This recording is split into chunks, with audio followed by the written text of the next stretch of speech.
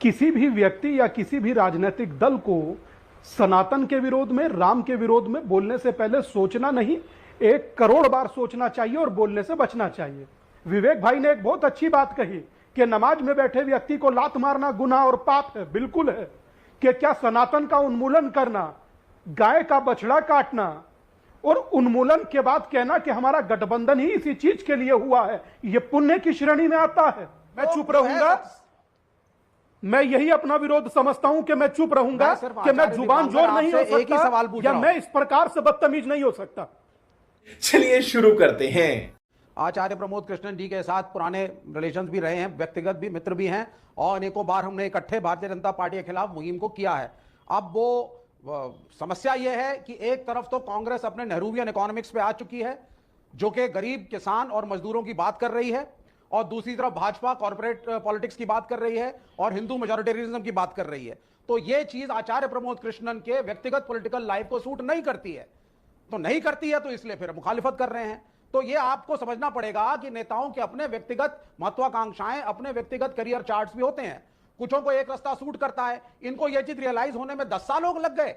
आचार्य जी को मैं बड़ा मान सम्मान करता हूं उनका व्यक्तिगत, लेकिन मैं यही पूछना चाहता हूं, गौरव वल्लभ को इतना समय लग गया, जनवरी 22 के बाद टिकट भी ले लिया कांग्रेस से, फिर रियलाइज कर रहे हैं। संजय निरुपम की प्रॉब्लम तो उद्धव ठाकरे हैं, संजय निरुपम की प्रॉब्लम कांग्रेस है ही नहीं, तब भी उद्धव ठाकरे ने निकलवाया था इनको जब शिवसेना में थे। लेकिन सभी लोगों का कॉमन फैक्टर है स्वामी दीपांकर, तो डाइजेस्ट नहीं कर पा रहे। देखिए स्वामी दीपांकर, सभी लोगों का कॉमन फैक्टर है, सभी लोग कह रहे हैं कि कांग्रेस सनातन विरोधी है। और मुझे अच्छी तरह से ध्यान में आता है, जब ये राम मंदिर का पूरा कार्यक्रम चल रहा था तो आपने बोला था कि अमीश जी देखते जाइए आगे आगे होगा क्या। जिसने राम को नकारा है उसको इस देश ने नकार दिया है, लेकिन अब देश तो चुनाव में नकारेगा या एक्सेप्ट करेगा हमें 4 जून को पता लग जाएगा, लेकिन उनके नेता जरूर नकार रहे हैं और एक एक करके बहुत सारे नकार रहे हैं। मैं समझता हूं अमीश भाई कि सनातन इस भारत की आत्मा का स्पंदन है। किसी भी व्यक्ति या किसी भी राजनीतिक दल को सनातन के विरोध में, राम के विरोध में बोलने से पहले सोचना नहीं, 1 करोड़ बार सोचना चाहिए और बोलने से बचना चाहिए। इस देश में जब कोई राम के विरुद्ध बोलता है कि कितना कमरा था, तो उसका प्रभाव गलत पड़ेगा। आप आज टीवी पर बैठ करके भले ही आप हमको नीचा गिरा दीजिए, मगर क्या जनता के दिलों में जो राम हैं उनसे नीचा गिरा दीजिएगा? पहली बात, आप सनातन के उन्मूलन की बात करिएगा तो निसंदेह आपको उन्हीं के पास जाना है वोट मांगने। क्या कहिएगा? पहले आपके सनातन का हम लोग उन्मूलन करेंगे, उससे पहले आप वोट दे दीजिए। विवेक भाई ने एक बहुत अच्छी बात कही कि नमाज में बैठे व्यक्ति को लात मारना गुनाह और पाप है। बिल्कुल है। कि क्या सनातन का उन्मूलन करना, गाय का बछड़ा काटना और उन्मूलन के बाद कहना कि हमारा गठबंधन ही इसी चीज के लिए हुआ है, यह पुण्य की श्रेणी में आता है? तो मैं इतना ही कहूंगा कि जा पर कृपा राम की होई, ता पर कृपा करे हर कोई, और जिससे रूठ गरे रघुराई, समझो उसकी आफत आई। तो मेरा मानना अपना इतना ही है कि जो आपका कॉपीराइट है भगवान राम पर, के प्रभु राम के आपका कॉपीराइट है भगवान राम पर, बोलने दीजिए ना। अब आप डिसाइड करेंगे भगवान राम के बिहाफ पे कौन सत्य है कौन असत्य है, किसके कर्म अच्छे किसके बुरे। अमीश भाई ये गंदी आदत इनकी छुड़वाइए। अमीश भाई आप कंडक्ट कर रहे हैं तो इनकी गंदी आदत छुड़वाइए, निर्णय देंगे। अरे सबकी गंदी आदत है, छुड़वा देता हूं। क्या बात? धर्म गुरुओं की समस्या सबसे बड़ी है कि आप लोग ईश्वर का कॉपीराइट लेके घूमते हैं। अच्छा ठीक है, अब आपने अपना कॉपीराइट कर दिया हो तो मैं चुप रहूंगा? मैं यही अपना विरोध समझता हूं कि मैं चुप रहूंगा, कि मैं जुबान जोर नहीं हो सकता, या मैं इस प्रकार से बदतमीज नहीं हो सकता। मुझे बोलने दीजिए ना। अपनी बारी में 50 बार छोटा सा इज्जत आप 3 बार ही बोल चुके हैं। एक सेकंड नहीं, आपने सवाल पूछा ना, आपके पास कॉपीराइट है, ये सवाल है आपका सवाल का जवाब देंगे एक एक करके। कौन गलत, कौन सत्य, कौन असत्य? जी जवाब। सत्य कौन बोल रहा है, सत्य कौन बोल रहा है? और आपके पास प्रभु राम का कॉपीराइट है, ये सवाल पूछा गया है। अमीश बाबू, ये भारत में जन्मे हर व्यक्ति के पास कॉपीराइट है, एक सन्यासी के पास नहीं।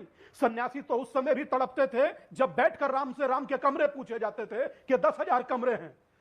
सन्यासी तो तब भी आपके पास बैठकर आपकी डिबेट में तड़पते थे कि जब कोई सुनने को तैयार नहीं था और सनातन के उन्मूलन की बात कर रहा था। और अगर कहो कि जाति पाति की करो विदाई और हिंदू हिंदू भाई भाई, तो उसमें भी इनको आपत्ति होती थी। तो मैं मात्र इतना कहना चाहूंगा कि मैं प्रश्न देने के प्रति उत्तरदायी आपके लिए हूं, आपके किसी पैनलिस्ट के लिए नहीं। और हर व्यक्ति को अपने दायरे में रहना चाहिए। कायदे में रहोगे तो फायदे में रहोगे, अपने अपने कायदे में रहिए। आप जो प्रश्न पूछिए अमीश भाई, मुझसे 1000 पूछिए, मैं उत्तर दूंगा। ठीक है, मुझे मेरे अगर साथ जो गर्व होता है कि कोई व्यक्ति खड़ा होकर, देश के प्रधानमंत्री अगर खड़े होकर रुद्राक्ष की माला गंगा में घुमाते हैं तो मुझे खुशी है तो इसमें क्या कोई दूसरे को गुनाह हो जाएगा क्या? कि कोई केदार का जीर्णोद्धार कराता है तो मेरी प्रसन्नता है, तो उसमें किसी को आपत्ति जी, हो जवाब जाएगी ले लेते, क्या? जवाब ले कि लेते। कोई राम मंदिर बनवाता है, लाखों एक सेकंड पूरा कर दें कि लाखों करोड़ों लोगों की आस्था का केंद्र, जी, अगर जी, वो कोई बनवाता है या उसके प्रति समर्पित होता है तो जी। वो किसी के लिए गलत है? स्वामी दीपांकर, आपने महत्वपूर्ण बात करी है, लेकिन मैं इसका जवाब ले लूंगा। आगे विवेक लगातार बोल रहे हैं, लेकिन अजीज खान भी इंतजार कर रहे हैं, कंचना यादव भी इंतजार कर रही है। अजीज खान, आपकी पार्टी में जो कंफ्यूजन चल रहा है वो उस पर मैं नहीं आता, लेकिन अभी जिसके साथ आपने गठबंधन करा है उसका तो घर सब छोड़ के जा रहे हैं, और दीजिए सनातन को गाली, और सवाल उठाइए श्री रामचरितमानस पर। जी, मैंने बोला था ना 2024 के चुनाव पे सब भारी पड़ेगा, पड़ रहा है भारी, अभी देखिए। नहीं अमीश भाई, आपका जो भविष्यवाणी रहा निश्चित तौर पे बिल्कुल सटीक बैठ रहा है। आपने देखा नहीं कि जो लोग पार्टी छोड़कर जा रहे हैं वो अपने निजी स्वार्थों में जा रहे हैं। अच्छा, और ये वही संजय निरुपम हैं जिन्होंने पुलवामा पर बहुत बड़ा सवालिया निशान खड़ा किया था, और यही बीजेपी ने कहा था कि साहब ये राष्ट्र विरोधी वो है। बीजेपी में गए और नहीं आज है ये अभी तक। राष्ट्र विरोधी, वो बीजेपी में गए नहीं है अभी तक। सुनिए ना, ना बीजेपी में जाने की संभावना है। अरे वाशिंग मशीन, अरे चले जाएंगे सर, शिवसेना में चले जाएंगे, दूसरे गुट में चले जाएंगे, बीजेपी के गठजोड़ में है। सुनिए ना मेरी बात। और रही बात जाने की, और कह रहे साहब चुनाव नहीं लड़ना चाह रहे, अभी प्रेम शुक्ला जी ये नहीं बता पा रहे कि एक लंबी लिस्ट है दर्जनों लोगों की जो बीजेपी का टिकट पाकर या बीजेपी में पहले ही घोषित कर दिया कि मुझे चुनाव नहीं लड़ना है। जो भी आप बता रहे थे साहब, चुनाव बहुत से लोग कांग्रेस से नहीं लड़ना चाह रहे। मैं बताऊं, BK Singh, general BK Singh, उन्होंने कह दिया साहब मैं चुनाव नहीं लड़ूंगा। सत्यदेव पचौरी कानपुर से, उन्होंने मना कर दिया साहब चुनाव नहीं लड़ूंगा। आप देखिए पवन सिंह ने टिकट वापस ही कर दिया, बहुत चर्चा हुआ। बड़ोदरा से रंजन वेन और साबरकांठा से भीखाजी ठाकुर, तमाम लोगों ने, एक लंबी फेहरिस्त है, साहब चुनाव लड़ने से मना कर दिया। क्या वजह है? जब आप इतना मजबूत हैं तो आखिर लोग चुनाव लड़ने से क्यों मना कर रहे हैं? कहीं ना कहीं जो साठ गांठ हो रहा है ये दिखा रहा है। ठीक है, प्रेम शुक्ला का जवाब लेते हैं। सामने है, बड़े बड़े वादे कर रहे हैं, लेकिन बड़े बड़े दावे कर समाजवादी रहे पार्टी ने हैं। मेरठ से एक फिर तरफ टिकट तो बदल दिया है। 38 पार्टी क्या कर रही है, क्या हो रहा है, इसकी ज्यादा जानकारी तो अजीज भाई को होगी, हमारे बेहद अजीज है। लेकिन आपके यहाँ डर रहे हैं लोग, प्रेम शुक्ला, ये नई कहानी पता लगी है भाई।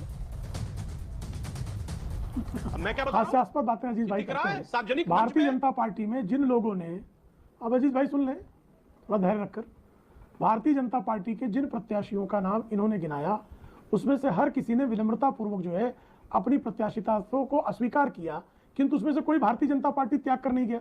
हर कोई भारतीय जनता पार्टी की विचार में निष्ठा प्रकट कर रहा है। लेकिन आपके यहाँ तो ये दशा हो गई कि जेल से श्रीमान आजम खान का फरमान आया और टिकट बदल गया, और एसटी हसन करते रहे कि मेरे पीठ में छुरा घोंप दिया गया, मुझसे दगा दे दिया गया, दो लोगों को टिकट दे दिया। रामपुर की दशा भी लोग जान ही रहे क्या हुआ। अभी अतुल प्रधान की टिकट कैसे बदल रही ये देख ही रहे हैं। आपने इसी तरह से गौतम बुद्ध नगर में टिकट कितनी बार बदला है भी लोग देख रहे हैं। और जिसकी जो है बबुआ गठबंधन के बाद भी सिर्फ 5 सीट आई, उसके पहले सिर्फ 5 सीट आई, इस बार एक भी सीट का ठिकाना नहीं है। उसकी भी टिकट जो है जिस तरह से दो लोग लेके चले जा रहे हैं और आपस में एक दूसरे के खिलाफ नारेबाजियां हो रही है, वो भारतीय जनता पार्टी जैसी अनुशासित और प्रतिबद्ध कार्यकर्ताओं की पार्टी पर टिप्पणी करता है तो ऐसा लगता है कि आसमान की तरफ थूकने का प्रयास करके अपने चेहरे को गंदा करने का अपने आप प्रयास कर रहा है, यह सिद्ध होता है। प्रोफेसर साहब जवाब। देखिए अमीश भाई 10 सेकंड। देखिए मैं कह रहा हूं ये लोग झूठ बोलने के अलावा इनके पास कुछ हथकंडा नहीं है। ये अपनी बात को कितनी खूबसूरती से अपनी बात को लेकर मुकर गए कि साहब इनके नेता जो चुनाव नहीं लड़ना चाह रहे वो विनम्रता से कह रहे, अरे साहब हार के डर से नहीं लड़ना चाह रहे। उन्होंने बाकायदे इस बात को प्रेस कॉन्फ्रेंस करके कहा, ट्वीट करके कहा, साहब बाकायदे घोषित किया। आप कह रहे हैं कि साहब विनम्रता से कहा। एक ट्वीट विनम्रता क्या होती है? एक बात। दूसरी बात, आपके तमाम प्रत्याशी, सुनिए ना सर,